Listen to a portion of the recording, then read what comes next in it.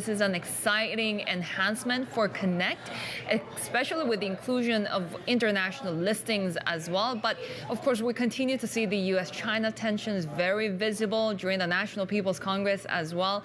What's the appetite out there for foreign companies to list in the city? Well, first of all, thank you very much for having me, and happy International Women's Day to both of you and to your viewers.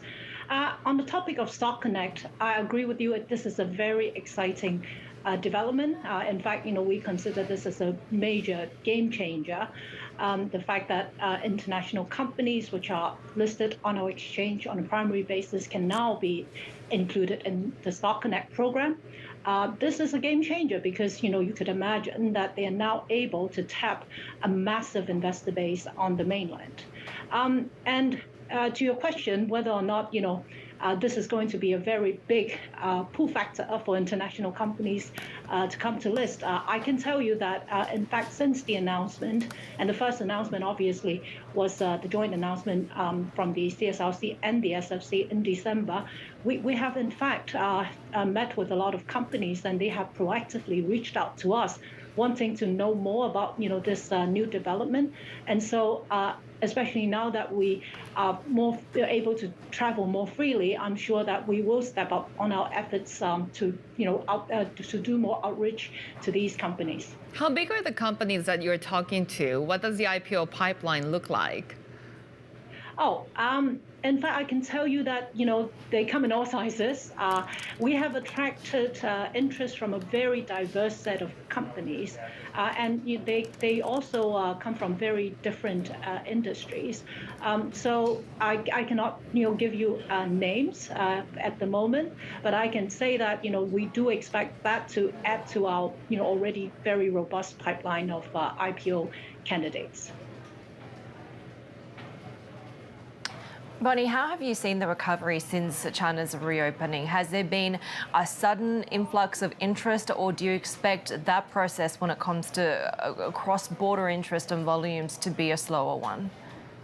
Okay, well, first of all, what we've seen is obviously a very strong interest to reconnect. By that, what I mean is that over the last 3 to 4 weeks, since the travel restrictions have lifted, we have at the HKEX, in fact, received a lot of delegations, both from overseas different countries, as well as from the mainland cities and provinces. And everyone is very eager to connect and to really figure out what opportunities there are.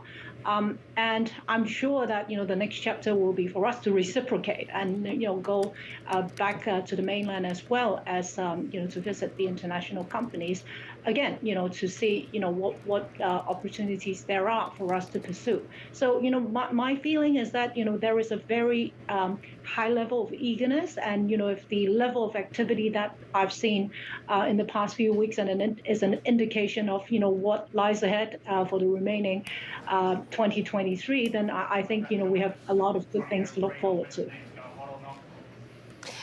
One of the things that perhaps is complicated, and we've heard from HKX talking about this, is the fact that the exchange through LME has been hit with more lawsuits over these nickel trades.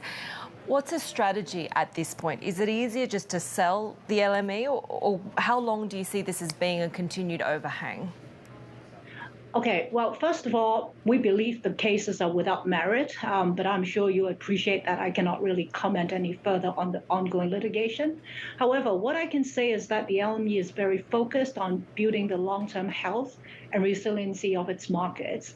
And the LME team has already taken measures to build market resilience, such as implementing daily price limits and the OTC position reporting for all physically delivered metals. And so, we are carefully considering also the recommendations from our independent review, which was conducted by Oliver Wyman, and we do aim to publish an implementation plan, at the end of the first quarter of 2023. So those are the steps that we are taking, and we're providing support to the LME. Bonnie, at what point would you need to consider provisions being made in relation to the claims and legal fees? Well, like I said, we are taking a lot of steps to make sure that we continue to build on the long-term health. And given the litigation, I will not be able to comment any further.